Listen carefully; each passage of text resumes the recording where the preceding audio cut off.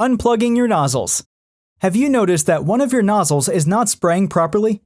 It may be because it's clogged. Don't worry, it can happen.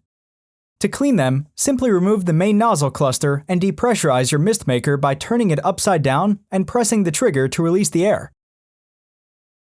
Add half a cup of CLR or white vinegar to half a cup of clean water to a container with a lid.